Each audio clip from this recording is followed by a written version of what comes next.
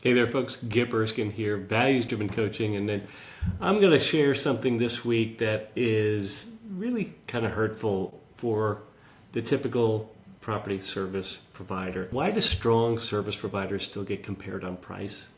And I know you've heard me echo this refrain time and time again, but it's important to really understand the psychology of the buyer, the property manager, the facility manager, whoever is procuring your services, because there's a deep frustration that I hear from property service companies who, whether they be landscapers or security companies or janitorial companies, it doesn't matter, HVAC, roofing, window washing, they all want to improve. They all want to show their differentiators. They all want to show why they're better. And they have a tough time articulating that in the language, in the type of terms that property managers can understand. So I want to fix that today. Being better isn't enough when the buyer cannot defend why you're worth more. And so let's talk about getting paid what you're worth. So strong providers lose business. They deserve to win. It's not because they don't have all the stuff. You've got the cred, you've got the chops, you've got the pedigree, you've got the references, you've got the experience, you've got the bandwidth, you've got the dots on the map, you've got the coverage, you've got all the stuff. However, you're having a tough time articulating that. So the ingredients themselves never become part of the calculus to make that business award because they lack that substance, because they lack that little bit of defensibility, that little bit of quantification. And so you've heard me talk about making value visible. Now let's talk about making it visible in terms that your property managers, the buyer mindset can understand. So here's what they have. They've got quality work, they've got experienced people, useful technology, satisfied clients. What buyers need is defensible benefits. What's the outcome? And how can you put it in numbers that I can actually compare and differentiate? Evidence. Do you have evidence that your response times are, 28 minutes on average over the last 6 months?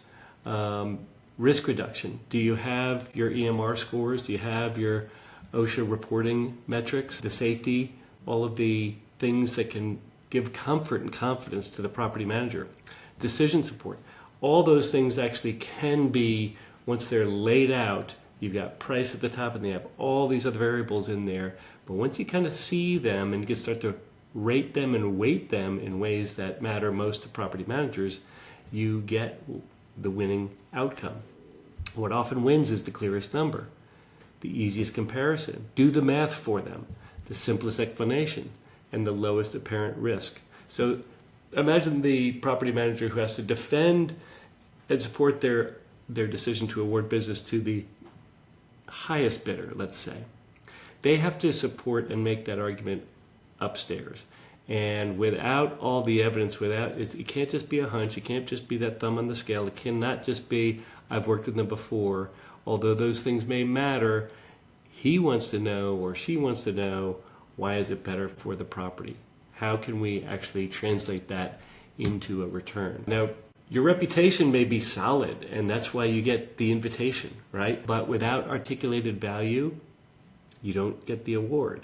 So the provider was known for all these different things, the higher standards and the premium positioning and strong field capability, but the buyer still needed to hear language in their terms, in their denominators, and their values, how to defend that premium pricing.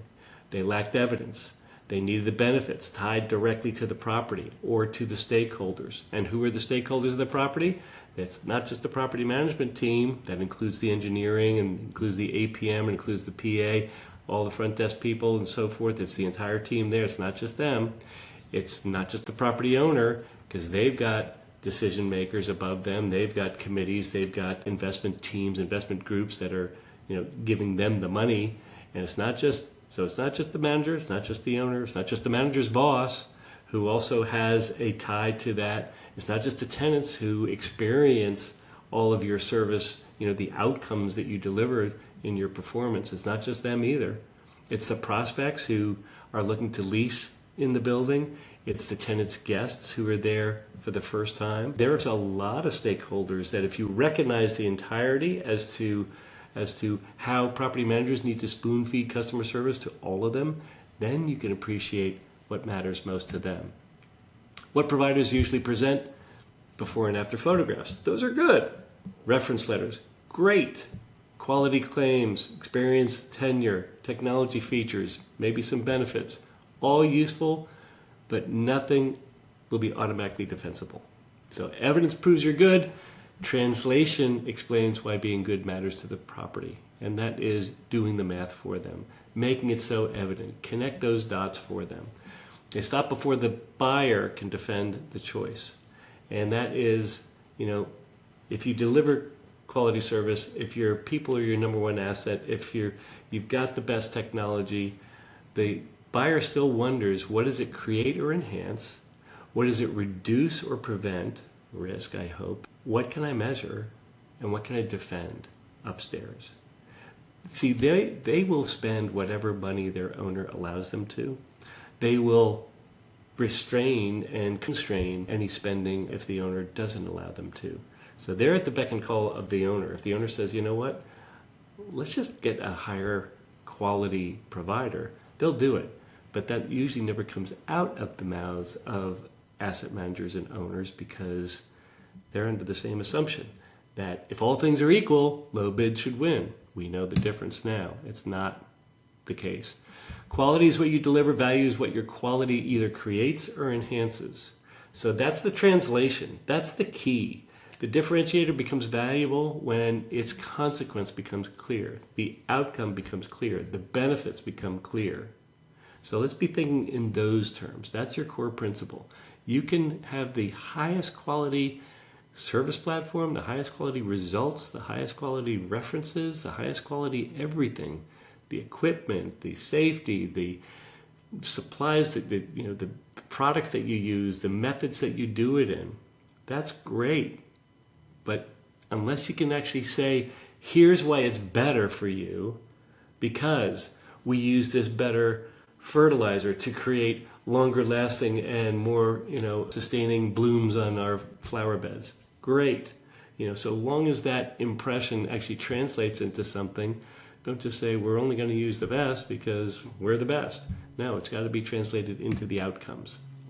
Most common differentiators are only the beginning. Everybody says differentiate, differentiate, differentiate, but then it gets lost in the muck. Quality. So you've got training that could be done in training hours, right? Not just that you're trained, it's that we provide rigorous training on this kind of a frequency. Quality control. What are the layers of quality control? How many sets of eyes? Consistency. How about your employee turnover? If it's low, that means greater consistency, less onboarding and training of new people. Talk about people, your experience, your depth. These are the qualifications, these are the certifications, these are the industry-specific things that they already understand, and they're the experts. They're the SMEs, the subject matter experts that property managers rely on. Their tenure. How long have you been at that post or with that company or in this industry? And what does your expertise, what is that little niche that you're really, really good at? Technology, does it allow precision to actually create more efficiencies? Does it help us verify the outcomes? Reporting, is it clean and is it purposeful? One of the biggest things that technology can actually provide is enhancement in productivity. And productivity can be translated into responsiveness. So what does it prevent? What does it improve? What does it make easier? And so you can have the most complex technology in the world and oh my gosh, it's a behemoth. How long did that take you to learn and train others and so forth? So sometimes technology can be, need some backstory to explain it. So the differentiator is not the destination. It's the beginning of the explanation. Quality must be connected to property value. So we talked about this, we hinted about it earlier. The consistency in outcomes, that's what property managers want. They just want to know that can I set it and forget it? And then I can deal with higher value things. Fewer deficiencies, a rounding of the corner there, but you didn't actually get the corner. The actual lack of quality or the follow up and follow through. How about the callbacks? Less redundant services. What does what is the outcome actually producing? Fewer complaints, please take those complaints off of me, and less property manager intervention. So the less the property manager has to do damage control, the better off everybody is. So don't merely promise quality, explain what quality either creates, enhances, or prevents. Experience matters when it prevents problems, so better field decisions. We've equipped our teams to actually kind of make those snappy decisions. If this is true, then that should be an answer. And if that isn't true, then we've got plan B. Earlier issue recognition, faster resolution, less retraining. The consistency matters. Having a consistent team, the same people show up like, oh, not my first rodeo, or this isn't the first time I've been on this property. Greater service continuity, less management oversight. That's the bandwidth that you're trying to restore to the property manager. Say, listen, let me take this off you. Let me restore your bandwidth. I got this. Let's minimize our problems, and let's start talking about proactive solutions that really matter to you and your stakeholders. Technology must make the property easier to manage. Again, complexity looks daunting. Oh my gosh, we've invested millions of dollars in this platform. That's great. It better do something really, really cool, and don't make me learn it. Is it scheduling precision? Is it service verification? Is it faster exception reporting? Is it better communication? Is it more useful ownership, greater accountability? Is it better responsiveness? Is it more efficient and effective use of manpower? So technology becomes valuable when it makes the property easier to manage. So we're all humans, and humans can make mistakes, but humans can also ask for last minute and unreasonable issues to be responded to. Let's make technology front and center on that resolution. Benefits must become easier to defend. So cost reduction, cost savings, cost avoidance, all those things are still in that OpEx line. Reduce replacement expense, etc. Fewer callbacks, less redundant service, property manager time saved, asset value protection or enhanced. Now we're starting to talk about top line influence. How can you enhance the value so that the perception of that property actually translates into a I want to lease here kind of thing, a conclusion that a prospect actually has. So it's less cost and line item itemization focused, and it's more totality of service and the enhancement. So a benefit without a value is difficult to defend. There again, price will rise to the top unless you've got the ability to kind of position all the other things that make you so special, and you are. Highlight them, make them quantifiable, make them defensible. Price becomes the only hard number in the room. The last thing standing is price. So when every other factor is expressed in adjectives, then price becomes the easiest comparison. So quality, oh, it's exceptional. People, they're experienced. Technology, it's advanced. Service, responsive. Okay?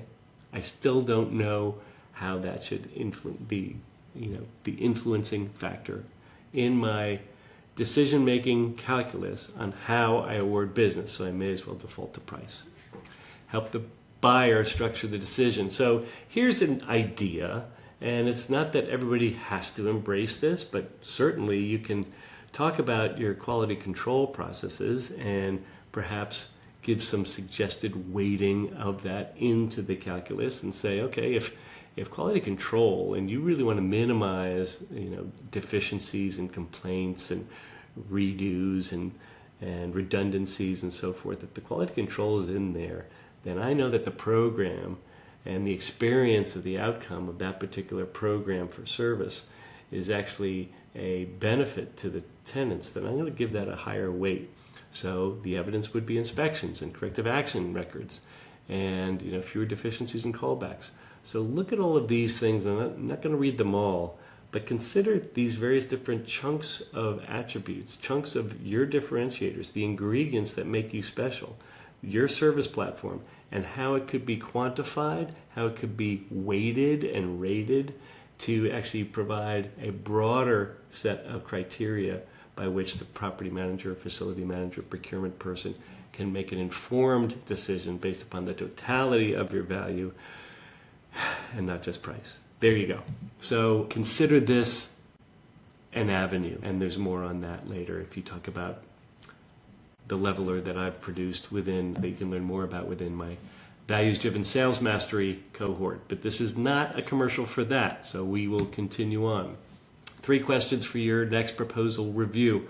So what does this attribute, what does this actually create, enhance, reduce, prevent? What does it do? What is this attribute of yours, this differentiator, this thing that you're so proud of? What does it create, enhance, reduce, prevent, allow? You fill in those really benefits, the downstream benefits, and then fold that answer into your articulation in your cold calls, in your presentation pitches. Number 2, how could the property manager observe, rate, or measure it?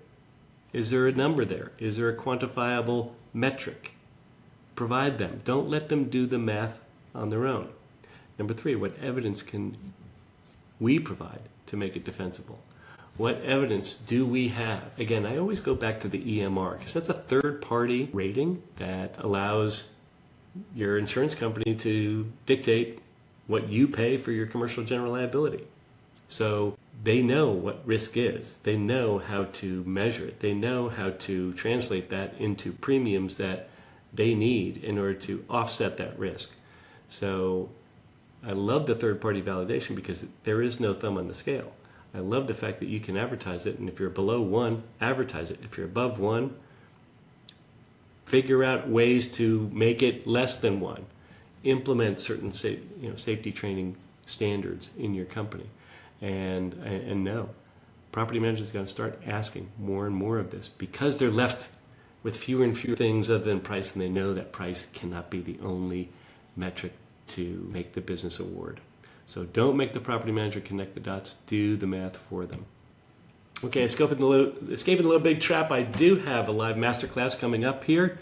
2 of them, in fact. August 11 at 10 o'clock Central and August 13 at 2 p.m. Central. So your proposal should not merely inform the decision. It should help structure the decision.